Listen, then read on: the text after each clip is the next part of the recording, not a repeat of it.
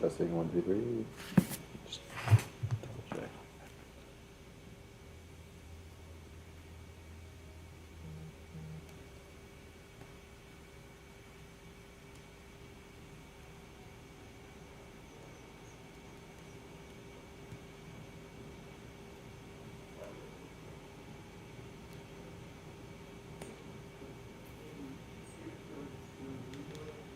Hello, hello, hello.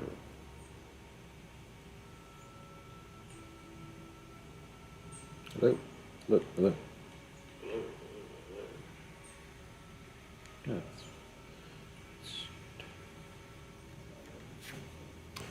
Alrighty.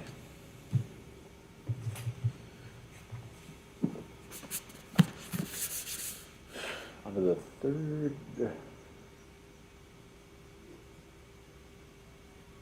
piece in this collection. It's called An Address. An address. This address was delivered before the senior class of the Harvard Divinity School on Sunday evening, July 15th, 1838. Emerson had been invited to give it not by the officers of the school, but by the senior class. What Emerson said was so objectionable to many clergymen that the officers of the school publicly disclaimed responsibility for it. Nearly 30 years passed before Emerson was invited again to speak at Harvard. Should be good. An address. In this refulgent summer, it has been a luxury to draw the breath of life. The grass grows, the buds burst, the meadow is spotted with fire and gold in the tint of flowers. The air is full of birds and sweet with the breath of the pine, the balm of Gilead, and the new hay.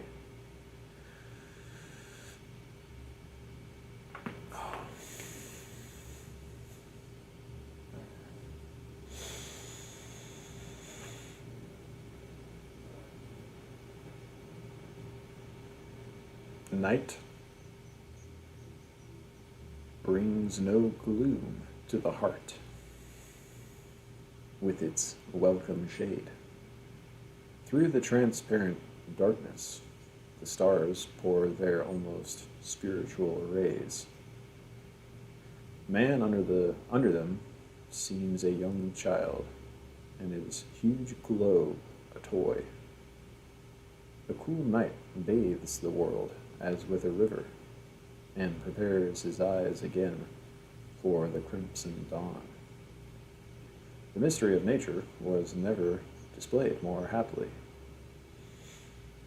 The corn and the wine have been freely dealt to all creatures, and the never-broken silence with which the old bounty goes forward has not yielded yet one word of explanation. One is constrained to respect the perfection of this world in which our senses converse.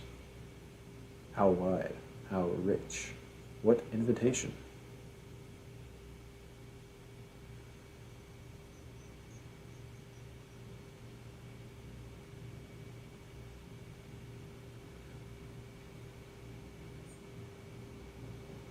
From every property it gives to every faculty of man.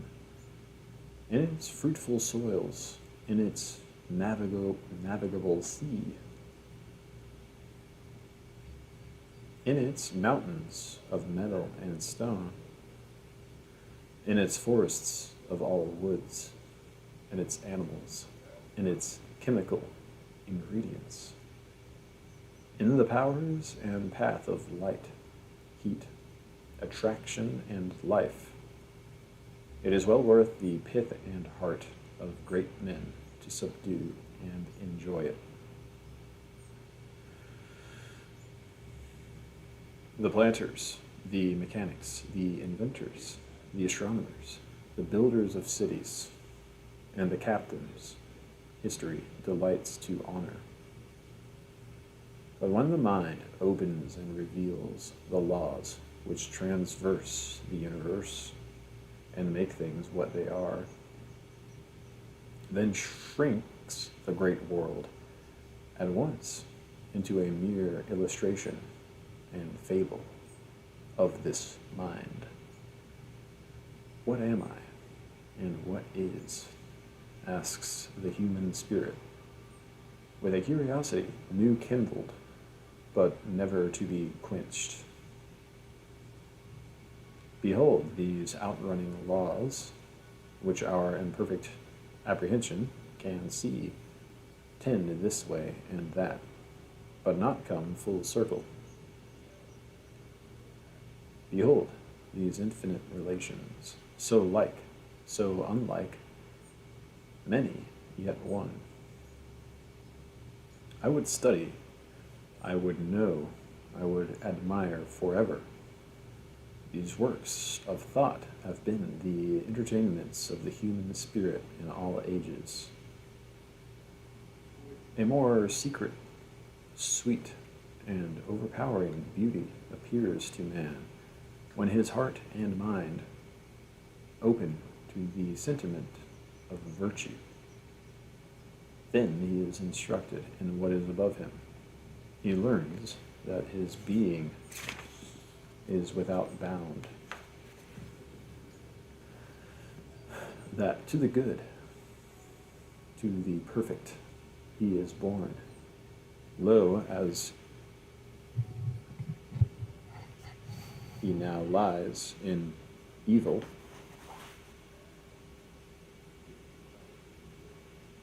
and weakness. That which he venerates is still his own, though he has not realized it yet. He ought. He knows the sense of that grand word, though his analysis fails to render account of it.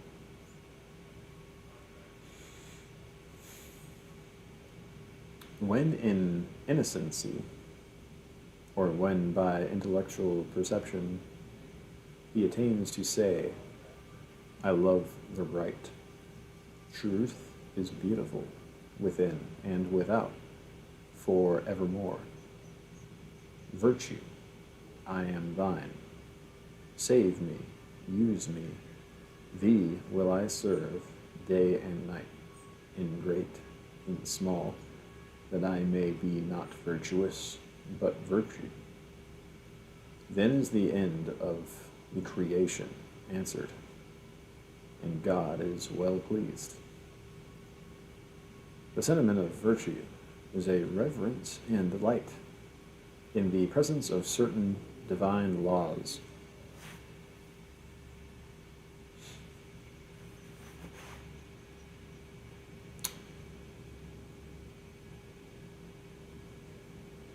It perceives that this homely game of life we play covers under what seem foolish details principles that astonish. The child amidst his baubles is learning the action of light, motion, gravity, muscular force, and in the game of human life, love, fear, justice, appetite, man, and God interact. These laws refuse to be adequately stated. They will not be written out on paper or spoken by the tongue. They elude our persevering thought. Yet, we read them hourly in each other's faces, in each other's actions, in our own remorse. The moral traits which are all globed into every virtuous act and thought. In speech, we must suffer and describe or suggest painful enumeration of many particulars. Yet, as this sentiment is the essence of all religion, let me guide your eye to the precise objects of the sentiment by an enumeration of some of those classes of facts in which this element is conspicuous. The intuition of the moral sentiment is an insight of the perfection of the laws of the soul. These laws execute themselves. They are out of time, out of space, and not subject to circumstance. Thus is the soul of man. In the soul of man, there is a justice whose retributions are instant and entire. He who does a good deed is instantly ennobled. He who does a mean deed is by the action itself contracted.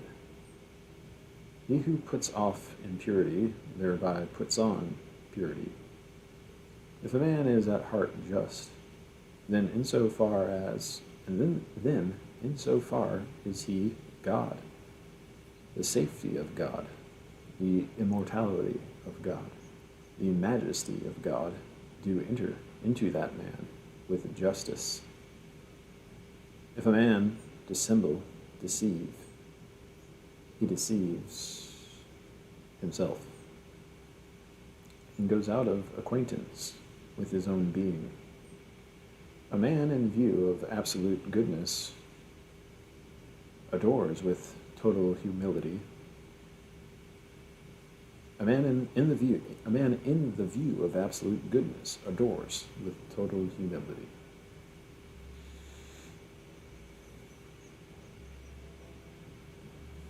Every step so downward is a step upward.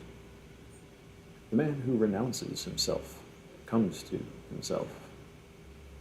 See how this rapid intrinsic energy worketh everywhere, rightening wrongs, correcting appearances, and bringing up facts to a harmony with thoughts. Its operation in life, though slow to the senses, is at last as sure as in the soul. By it, a man is made a providence to himself, dispensing good to his goodness, and evil to his sin.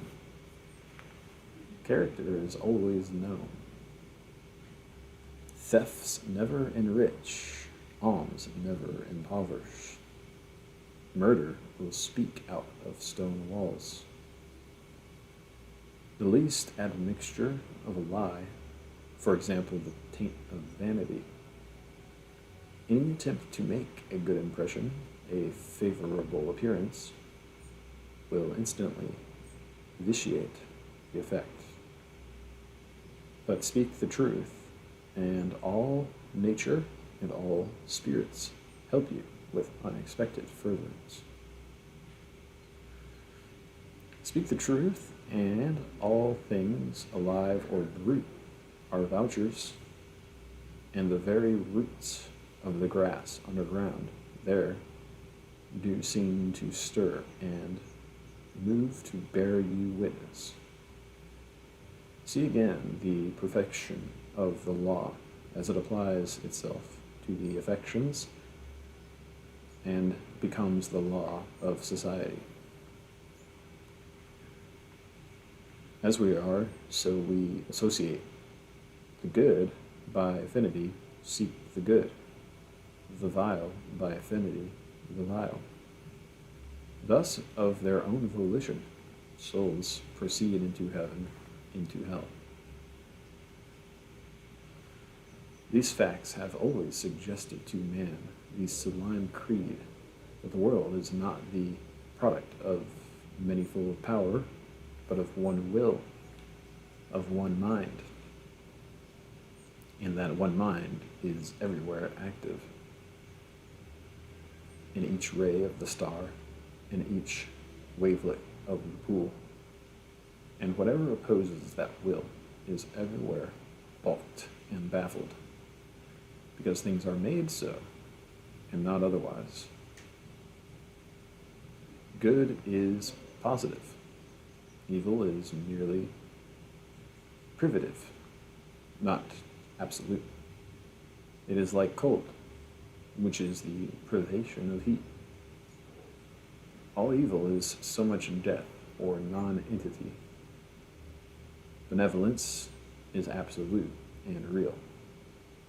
So much benevolence as man hath, so much life hath he. For all things proceed out of this same spirit, which is differently named love, justice, temperance, in its different applications, just as the ocean receives different names on the several shores which it washes.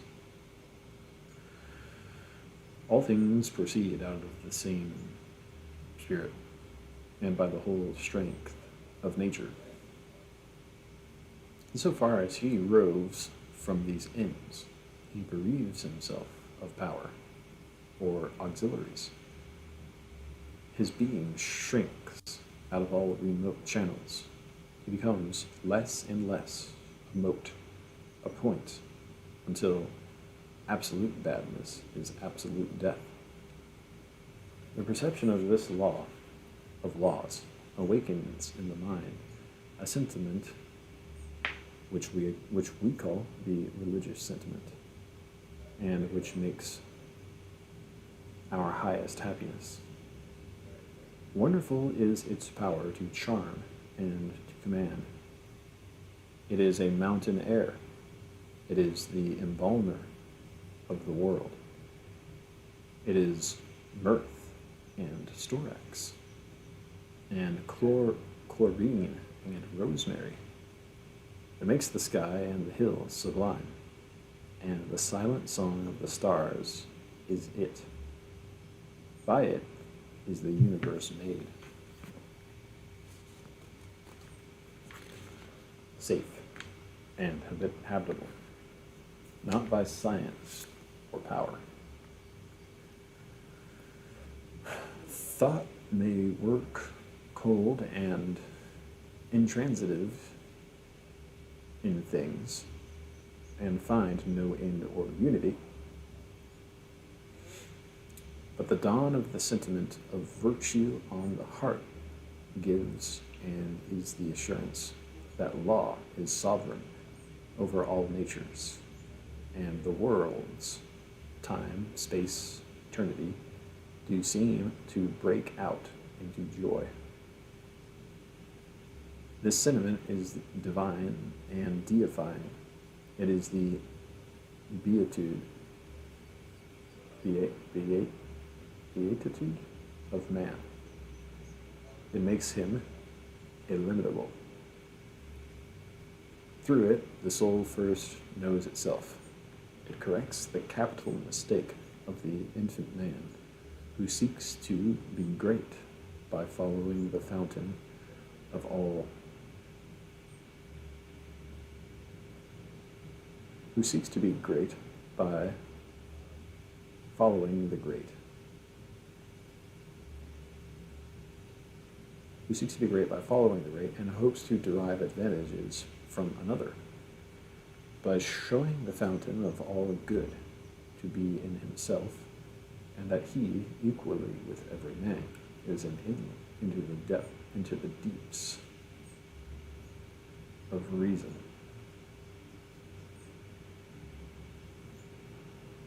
When he says, I ought,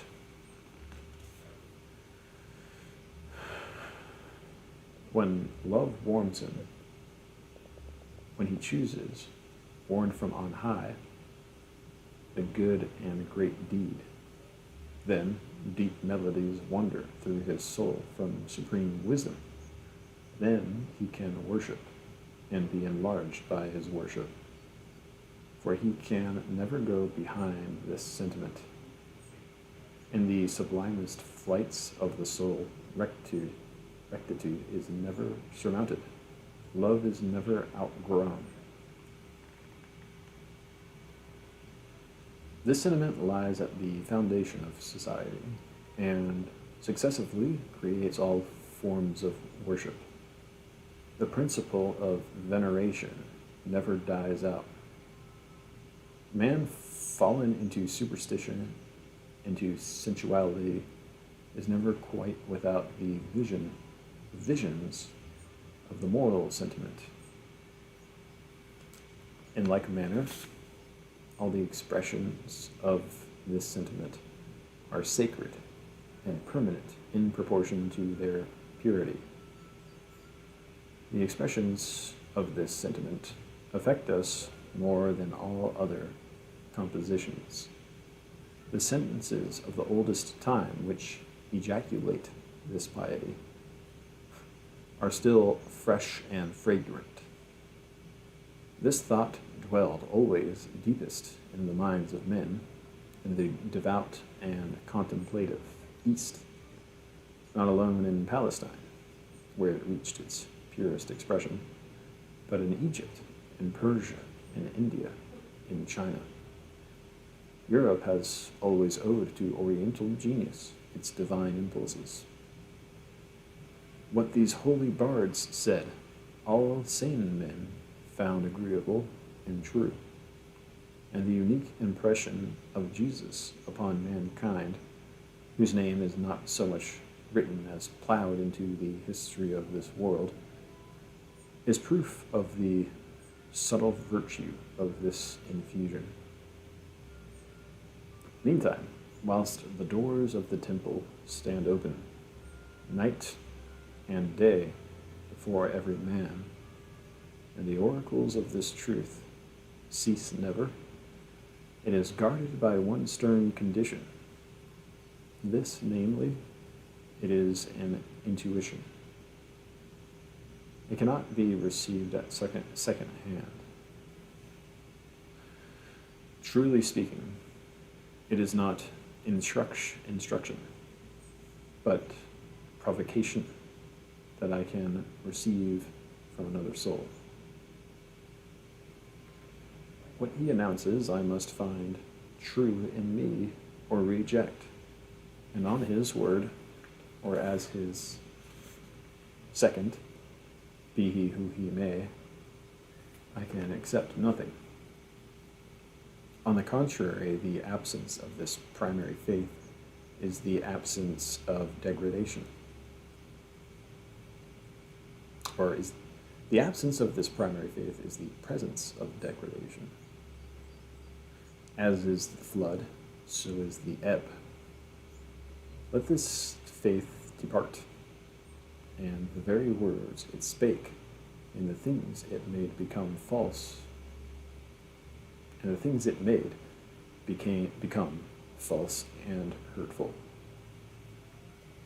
Then falls the church, the state, art, letters, life. The doctrine of the divine nature being forgotten, a sickness infects and dwarfs the constitution. Once man was all, now he is an appendage, a nuisance. And because the indwelling Supreme Spirit cannot wholly be got rid of, the doctrine of it suffers this perversion, and that the divine nature is attributed to one or two persons, and denied to all the rest, and denied with fury. The doctrine of inspiration is lost. The base doctrine of the majority of voices usurps the place of the doctrine of the soul.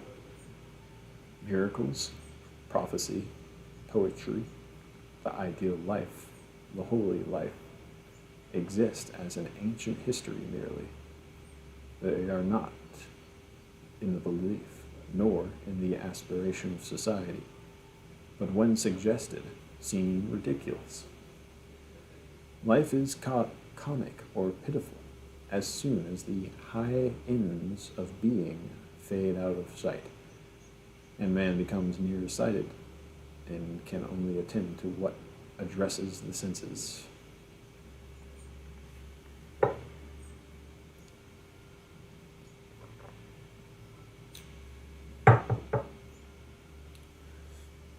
These general views, which, whilst they are general, none will contest, find abundant illustration in the history of religion, and especially in the history of the Christian Church, in that all of us have had our birth and nurture. The truth contained in that you, my young friends, are now setting forth to teach. As the cultus, or established worship of the civilized world, it has great historical interest for us. Of its blessed words, which have been the consolation of humanity, you need not that I should speak. I shall endeavor to discharge my duty to you on this occasion by pointing out two errors in its administration, which daily appear more gross from the point of view we have just now taken. Jesus Christ belonged to the true race of prophets. He saw with open eye the mystery of the soul. Drawn by its severe harmony, ravished with its beauty, he lived in it, and had his being there. Alone in all history, he estimated the greatness of man. One man was true to what is in you and me. He saw that God incarnates himself in man, and evermore goes forth anew to take possession of his world. He said, in this jubilee of sublime emotion, I am divine. Through me, God acts. Through me, speaks. Would you see God? See me. Or see thee, when thou also thinkest as I now think. But what a distortion did his doctrine and memory suffer in the next, and the following ages. There is no doctrine of the reason which will bear to be taught by the understanding. The understanding caught this high chant from the poet's lips and said in the next age, this was Jehovah come down out of heaven. I will kill you if you say he was a man. The idioms of his language and the figures of his rhetoric have usurped the place of his truth. And churches are not built on his principles, but on his tropes.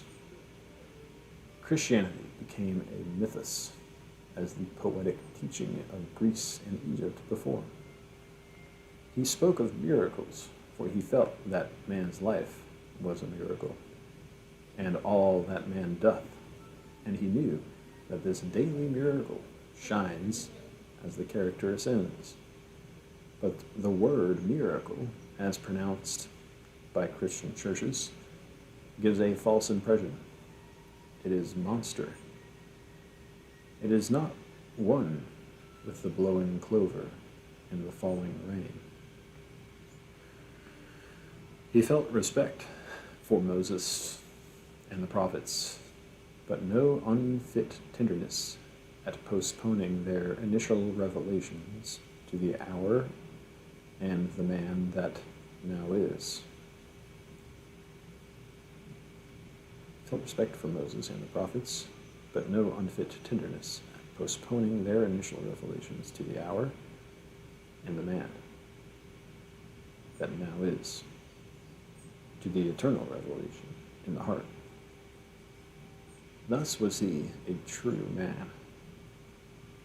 Having seen that the law in us is commanding, he would not suffer it to be commanded. Boldly, with hand and heart and life, he declared it was God. Thus is he, as I think, the only soul in history who has appreciated the worth of man. 1. In this point of view, we become sensible of the first defect of historical Christianity. Historical Christianity has fallen into the error that corrupts all attempts to communicate religion. As it appears to us, and as it has appeared for ages, it is not the doctrine of the soul, but an exaggeration of the personal, the positive, the ritual.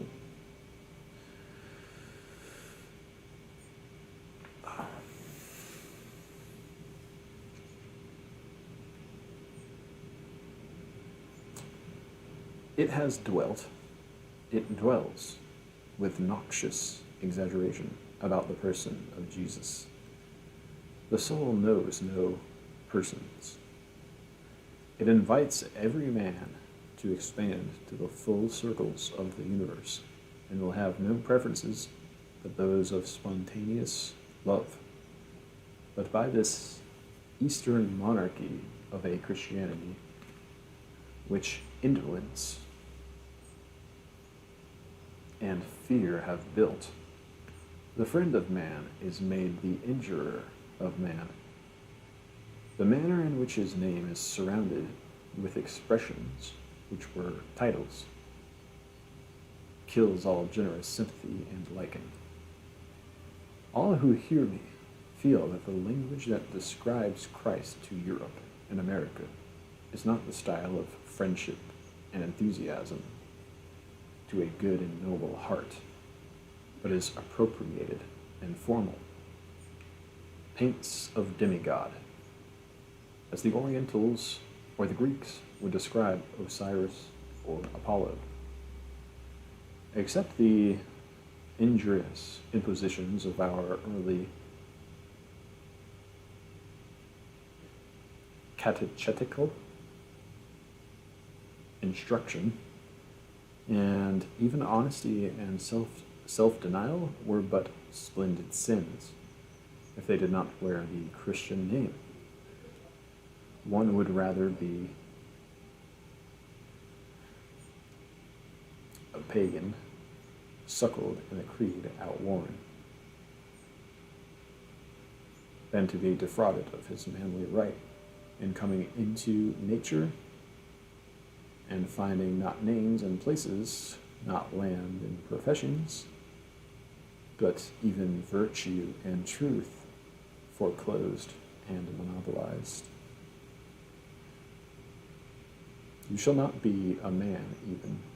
You shall not own the world.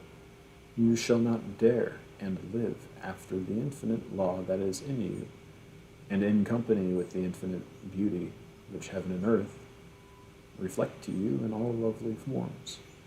But you must subordinate your nature to Christ's nature. You must accept our interpretations and take his portrait as the vulgar draw it. That is always best, which gives me to myself. The sublime is excited in me by the great stoical doctrine, obey thyself.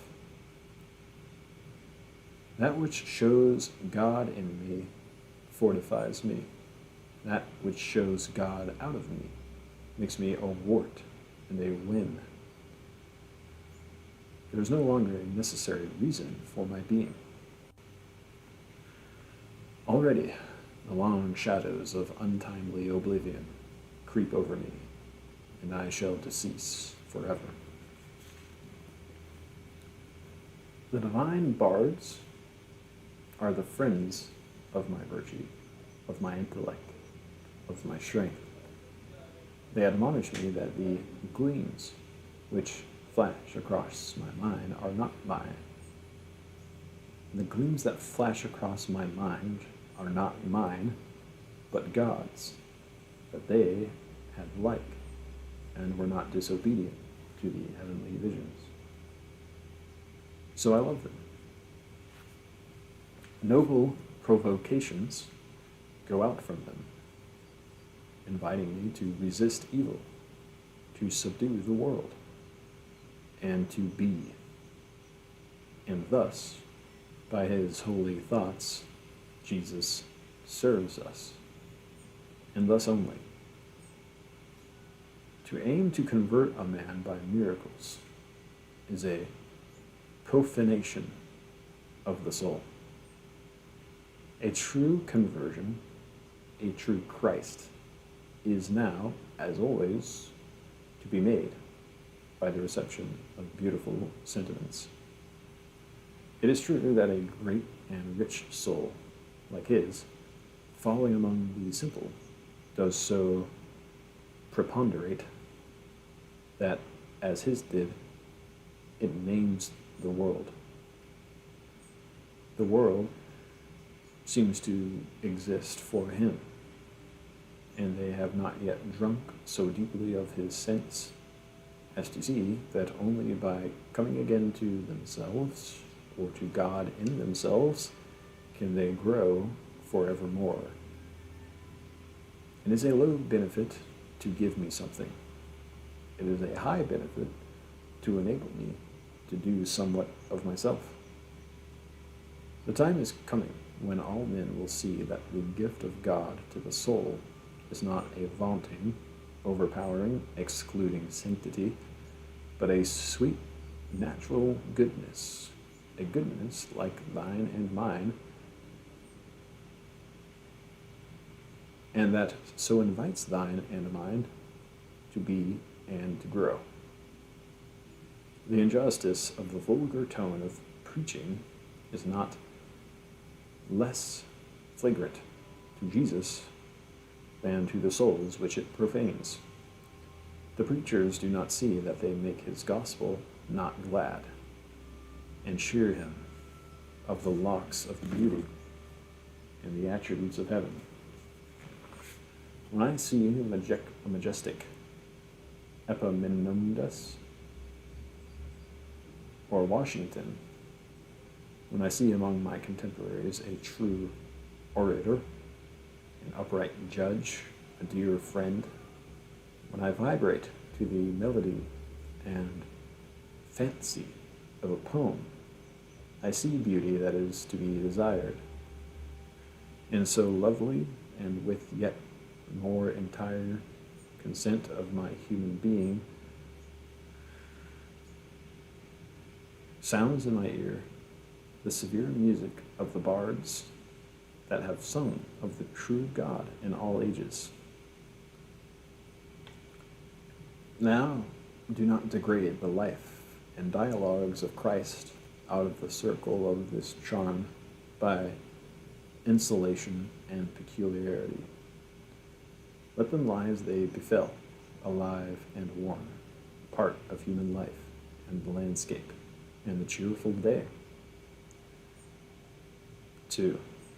The second defect of the traditionary and limited way of using the mind of Christ is a consequence of the first. This, namely, that the moral nature, the law of laws, whose revelations introduce greatness, yea, God himself, into the open soul, is not explored as the fountain of the established teaching in society, and have come to speak of the revelation as somewhat long ago given and done, as if God were dead. The injury to faith throttles the preacher, and the goodliest of institutions become an uncertain and inarticulate voice.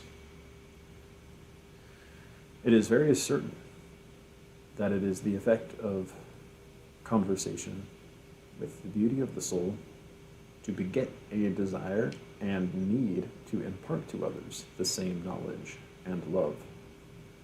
If utterance is denied, the thought lies like a burden on the man. Always the seer is a sayer. Somehow his dream is told. Somehow he publishes it with solemn joy. sometimes with pencil on canvas, sometimes with chisel on stone, sometimes in towers and aisles of granite. His soul's worship is builded, sometimes in anthems of indefinite music, but clearest and most permanent in words. The man enamored of this excellency becomes its priest or poet. The office is coeval with the world, but observes the condition, the spiritual limitation of the office. The Spirit only can teach. Not any profane man, not any sensual, not any liar, not any slave can teach, but only He can give, who has. He only can create, who is. The man on whom the soul descends, through whom the soul speaks, alone can teach. Courage, piety, love, wisdom can teach. And every man can open his door to these angels, and they shall bring him the gift of tongues. But the man who aims to speak as books enable, as synods use, as the fashion guides, and as interest commands, babbles. Let him hush. To this holy office you propose to devote yourselves. I wish you may feel your call in throbs of desire and hope. The office is the first in the world. It is of that reality that it cannot suffer the deduction of any falsehood. And it is my duty to say to you that the need was never greater of new revelation than now. From the views I have already expressed, you will infer the sad conviction which I share, I believe, with numbers, of the universal decay and now almost death of faith in society. The soul is not preached. The church seems to totter to its fall, almost all life extinct. On this occasion, any complacence would be criminal, which told you, whose hope and commission is to preach the faith of Christ, that the faith of Christ is preached. It is time that this ill-suppressed murmur of all thoughtful men against the famine of our churches, this moaning of the heart because it is bereaved of the consolation, the hope, the grandeur that come alone out of the culture of the moral nature,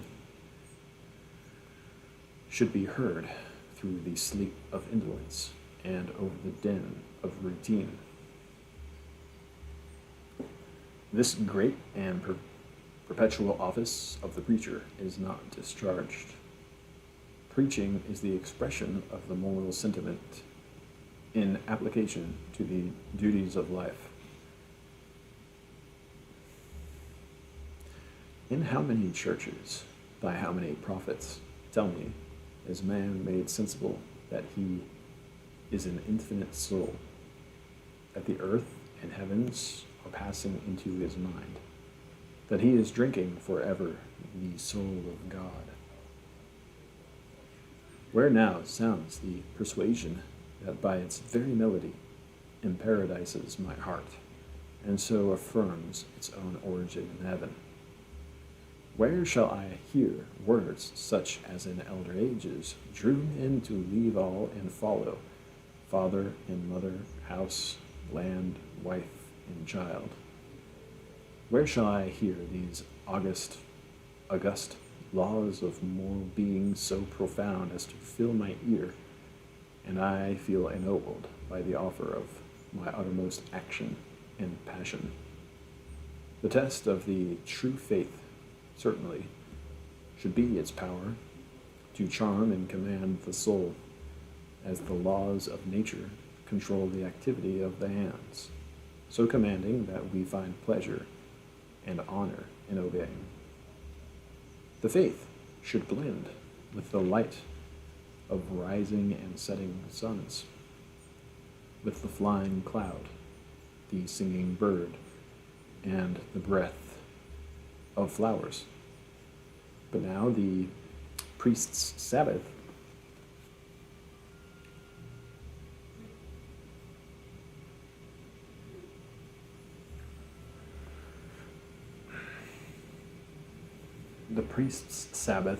has lost the splendor of nature.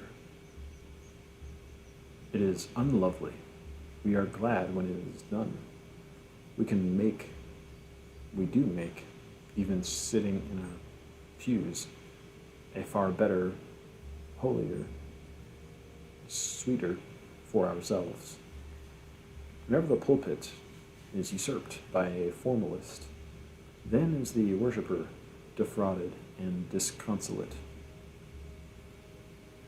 We shrink as soon as the prayers begin, which do not uplift, but smite and offend us. We are fain to wrap our cloaks about us and secure, as best we can, a solitude that hears not.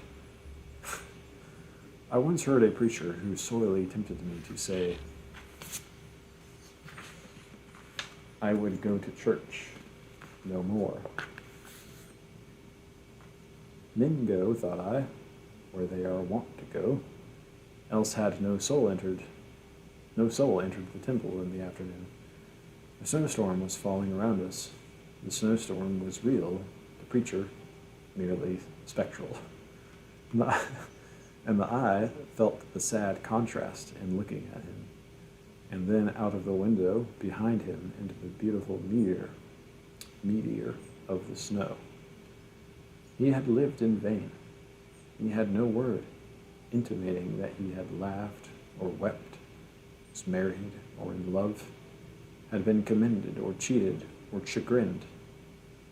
If he had ever lived and acted, we were none the wiser for it. The capital secret of his profession, namely to convert life into truth, he had not learned.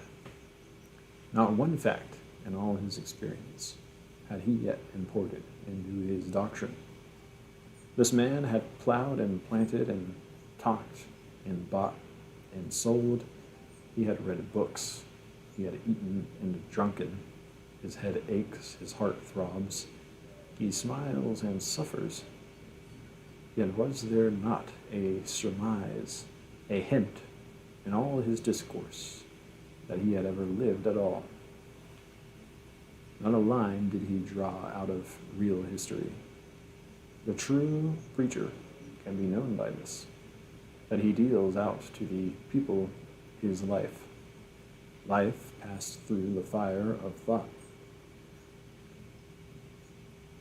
But of the bad preacher, it could not be told from his sermon what age of the world he fell in, whether he had a father or a child, whether he was a freeholder or a pauper, whether he was a citizen or a countryman, or any other fact of his biography. It seems strange that the people should come to church. It seemed as if their houses were very unentertaining, that they should prefer this thoughtless clamor. It shows that there is a commanding attraction in the moral sentiment that can lend a faint tint of light to dullness and ignorance, coming in its name and place. The good here is sure he has been touched sometimes, is sure there is somewhat to be reached, and some word that can reach it. When he listens to these vain words, he comforts himself by their relation to his remembrance of better hours, and so they clatter and echo unchallenged. I am not ignorant that when we preach unworthily, it is not always quite in vain.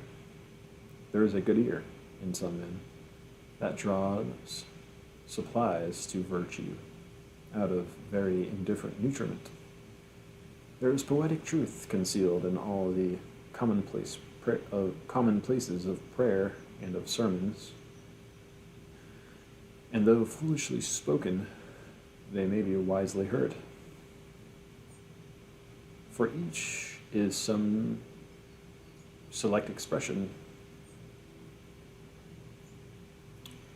that broke out. For each is some select expression that broke out in a moment of piety from some stricken or jubilant soul, and its excellency made is remembered.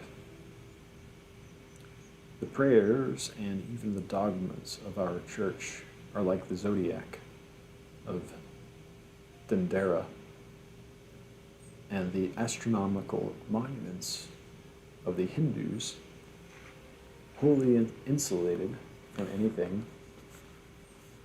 now extant in the life and business of the people. They mark the height to which the waters once rose, but this docility is a check upon the mischief from the good and devout. In a large portion of the community,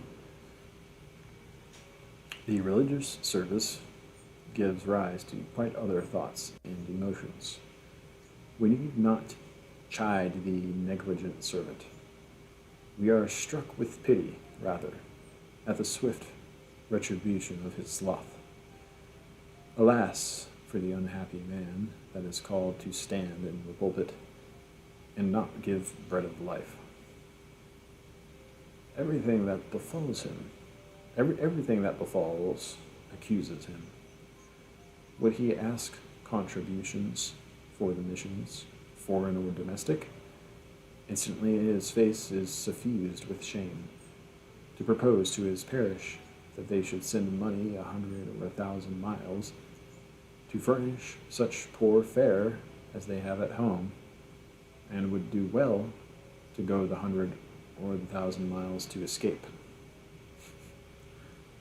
Would he urge people to a godly way of living, and can he ask a fellow creature to come to Sabbath meetings when he and they all know what is the poor uttermost they can hope for therein? Will he invite them privately to the Lord's Supper? He dares not. If no heart warm this rite, the hollow, dry, creaking formality is too plain than that he can face a man of wit and energy and put the invitation without terror. In the street, what has he to say to the bold village blasphemer? The village blasphemer sees fear in the face, form, and gait of the minister.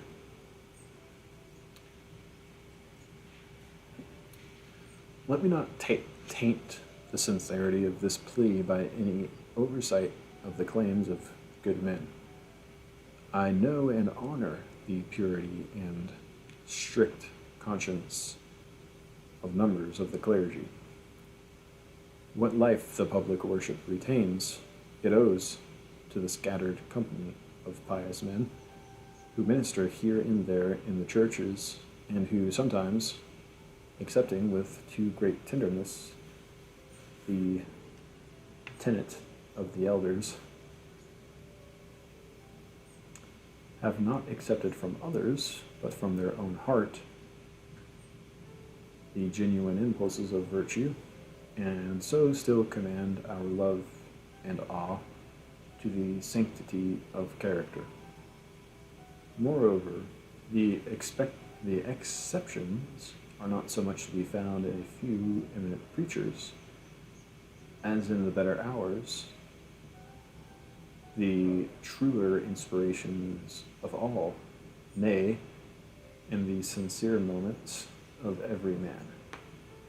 But with whatever exception, it is still true that tradition characterizes the preaching of this country, that it comes out of the memory and not out of the soul, that it aims at what is usual and not at what is necessary and eternal. That thus historical Christianity destroys the power of preaching by withdrawing it from the exploration of the moral nature of man, where the sublime is, where are the resources of astonishment and power. What a cruel injustice it is to that law, the joy of the whole earth, which alone can make thought dear and rich. That law whose fatal sureness the astronomical orbits poorly emulate. That it is travestied and deprecated, that it is behooted and behowled, and not a trait, not a word of it articulated. The pulpit is losing sight of this law. The pulpit, in losing sight of this law, loses its reason and gropes after it knows not what. And for want of this culture, the soul of the community is sick and faithless, and it wants nothing so much as a stern, high, stoical Christian discipline to make it know itself and the divinity that speaks through it. Now man is ashamed of himself. He skulks and sneaks through the world to be tolerated, to be pitied, and scarcely in 1,000 years does any man dare to be wise and good, and so draw after him the tears and blessings of his kind. Certainly there have been periods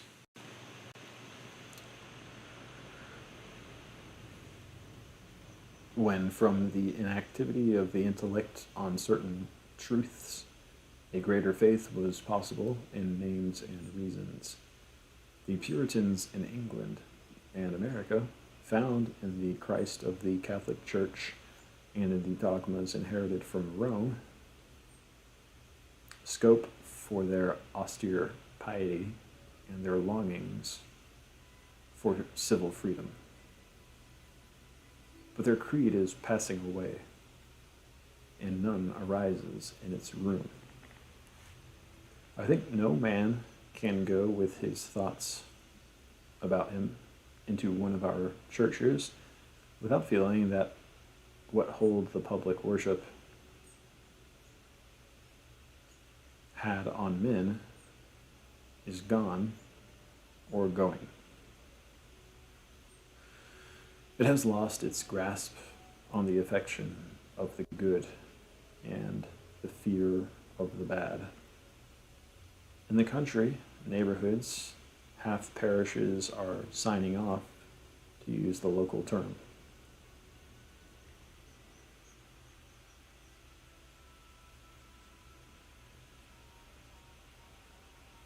It is already beginning to indicate character and religion to withdraw from the religious meetings. I have heard a devout person who prized the Sabbath say in bitterness of heart, "On Sundays it seems wicked to go to church. It seems wicked to go to church." And the motive that holds the best there is now only a hope and a waiting. What was once a mere circumstance that the best and worst men in the parish, the poor and the rich, the learned and the ignorant, young and old, should meet one day as fellows in one house, in sign of an equal right in the soul, has come to be a paramount motive for going thither. My friends, in these two errors, I think, I find the causes of a decaying church and a wasting unbelief. And what greater calamity can fall upon a nation than the loss of worship? Then all things go to decay. Genius leaves the temple to haunt the Senate or the market. Literature becomes frivolous. Science is cold. The eye of youth is not lighted by the hope of other worlds, and age is without honor.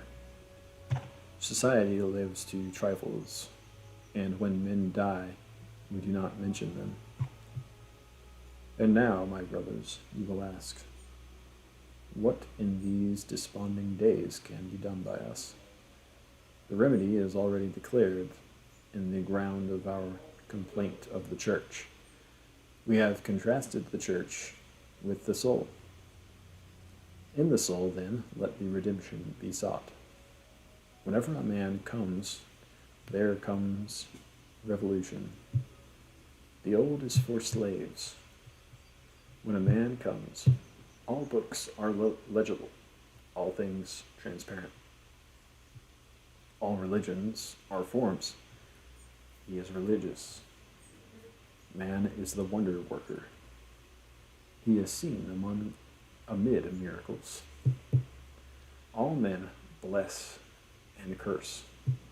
He saith yea and nay only.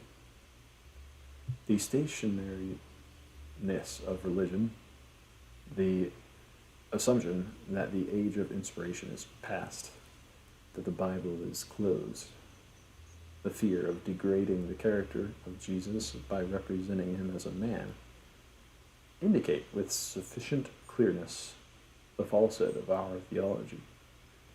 It is the office of a true teacher to show us that God is, not was, that he speaketh, not spake. The true Christianity, a faith like Christ's in the infinitude of men, the infinitude of men, is lost. None believeth in the soul of man, but only in some man or person old and departed. Ah me, no man goeth alone. All men go in flocks to this saint or that poet, avoiding the God who seeth in secret. They cannot see in secret. They love to be blind in public. They think society wiser than their soul, and know not that one soul, and their soul, is wiser than the whole world. See how nations and races flit by on the sea of time, and leave no ripple to tell where they floated or sunk. And one good soul shall make the name of Moses, or of Zeno, or of Zoroaster reverend forever. None assayeth the stern ambition to be the self of the nation and of nature, but each would be an easy secondary to some Christian scheme or sectarian connection or some eminent man. Once leave your own knowledge of God, your own sentiments, and take secondary knowledge as St. Paul's or George Fox's or Swedenborg's, and you get wide from God with every year this secondary form lasts. And if, as now, for centuries, the chasm yawns to that breadth that men can scarcely be convinced there is in them anything divine. Let me admonish you, first of all, to go alone, to refuse the good models, even those which are sacred in the imagination of men, and dare to love God without mediator or veil. Friends enough you shall find who will hold up to your emulation, Wesleys and Oberlins, saints and prophets. Thank God for these good men, but say, I also am a man, Imitation cannot go above its model. The imitator dooms himself to hopeless mediocrity. The inventor did it because it was natural to him, and so in him it has a charm. In the imitator, something else is natural, and he bereaves himself of his own beauty to come short of another man's. Yourself, a newborn bard of the Holy Ghost, casts behind you all conformity, and acquaint men at first hand with the deity. Look to it first and only that fashion, custom, authority, pleasure, and money are nothing to you, are not bandages over your eyes that you cannot see, but live with the privilege of the immeasurable mind, not too anxious to visit periodically all families and each family in your parish connection. When you meet one of these men or women, be to them a divine man, be to them thought and virtue.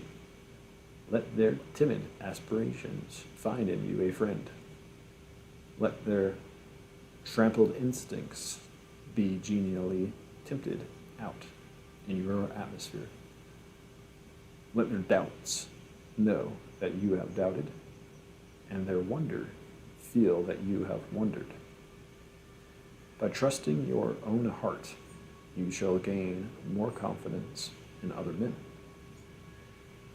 For all our penny wisdom, for all our soul-destroying slavery to habit, it is not to be doubted that all men have sublime thoughts, that all men value the few real hours of life. They love to be heard. They love to be caught up into the vision of principles. We mark with light in the memory the few interviews we have had in the dreary years of routine and of sin, with souls that made our souls wiser, that spoke what we thought, that told us what we knew, that gave us leave to be what we inly were. Discharge to men the priestly office, and present or absent, and discharge to men the priestly office, and present or absent, you shall be followed with their love as by an angel. And to this end, let us not aim at common degrees of merit. Can we not leave, to such as love it, the virtue that glitters for the commendation of society, and ourselves pierce the deep solitudes of absolute ability and worth? We easily come up to the standard of goodness in society. Society's praise can be cheaply secured, and almost all men are content with those easy merits. But the instant effect of conversing with God will be to put them away. There are persons who are not actors, not speakers, but influences, persons too great for fame, for display, who disdain eloquence, to whom all we call art and artist, to whom all we call art and artist seems too nearly allied to show and by ends to the exaggeration of the infinite and selfish and loss of the universal. The orators, the poets, the commanders encroach on us only as fair women do, by our allowance and homage. Slight them by the preoccupation of mind Slight them as you can well afford to do, by high and universal aims.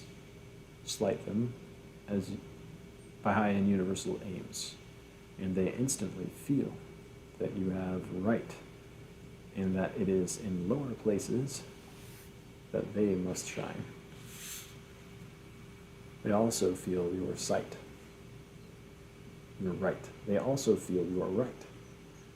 For they, with you, are open to the influx of the all-knowing Spirit, which annihilates before its broad noon the little shades and gradations of intelligence in the compositions we call wiser and wisest.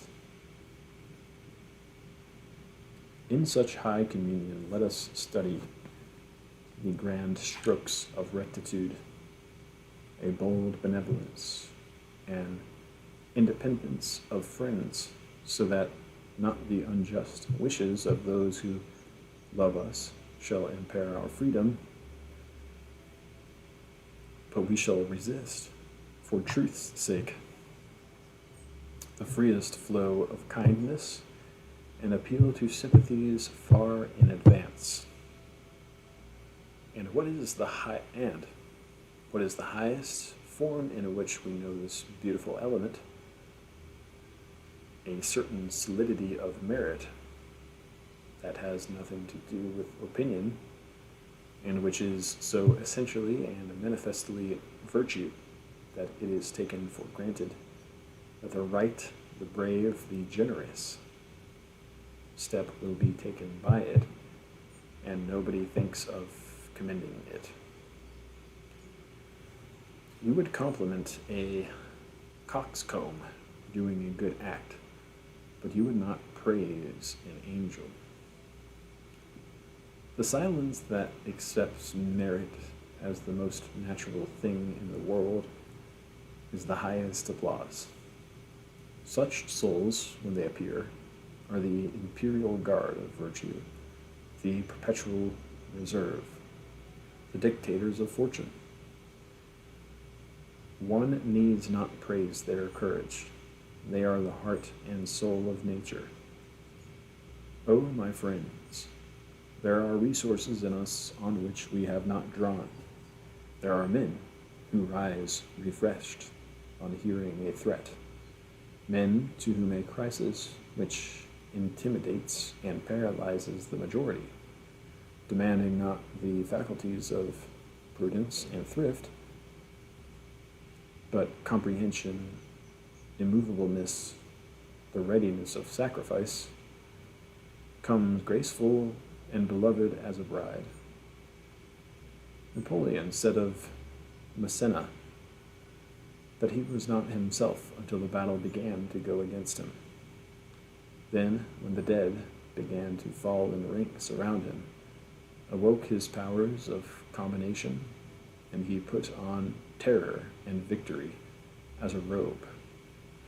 So it is in rugged crisis, in unwearable endurance, and in aims which put sympathy out of question, that the angel is shown. But there are heights that we can scarce remember and look up to without contrition and shame. Let us thank God that such things exist. And now, let us do what we can to rekindle the smoldering, nigh quenched fire on the altar.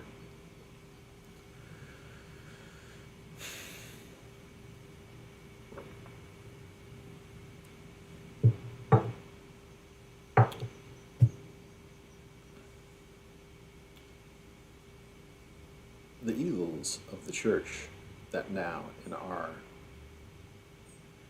The evils of the church that now is our manifest.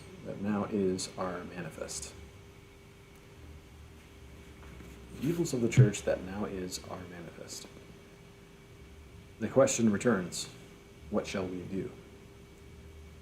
I confess, all attempts to project and establish a cultus with new rites and forms seem to me vain. Faith makes us, and not we it. And faith makes its own forms. All attempts to contrive a system are as cold as the new worship introduced by the French to the goddess of reason today, pasteboard and filigree, and ending tomorrow in madness and murder. Rather, let the breath of life, of new life, be breathed by you through the forms already existing. For if once you are alive, you shall find they shall become plastic and new. The remedy to their deformity is first soul, and second soul, and evermore soul. A whole hopetum of forms, one pulsation of virtue can uplift and vivify. Two inestimable advantages Christianity has given us. First, the Sabbath, the jubilee of the whole world, whose light dawns, whose light dawns, welcome alike into the closet of the philosopher, into the garret of toil, and into prison cells, and everywhere suggests, even to the vile, the dignity of spiritual being. Let it stand forevermore, a temple which new love, new faith, new sight shall restore to more than its first splendor to mankind. And secondly, the institution of preaching, the speech of man to men, essentially the most flexible of all organs, of all forms. What hinders that now? Everywhere, in pulpits, in lecture rooms, in houses, in fields, wherever the invitation of men or your own occasions lead you, you speak the very truth, as your life and conscience teach it, and cheer the waiting, fainting hearts of men with new hope and new revelation. What hinders that now, everywhere in pulpits and lecture rooms and houses?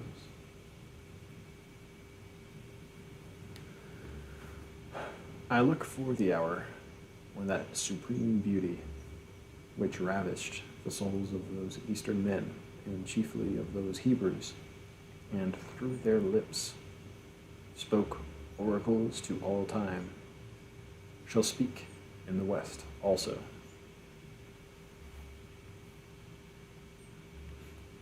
The Hebrew and Greek scriptures contain immortal sentences that have been bread of life to millions, but they have no apical integrity, are fragmentary, are not shown in their order to the intellect. I look for the new teacher that shall follow so far the shining laws that he shall see them come full circle, shall see their rounding complete grace, shall see the world to be the mirror of the soul, shall see the identity of the law of gravitation with purity of heart, and shall show that the ought, that duty, is one thing with science, with beauty, and with joy.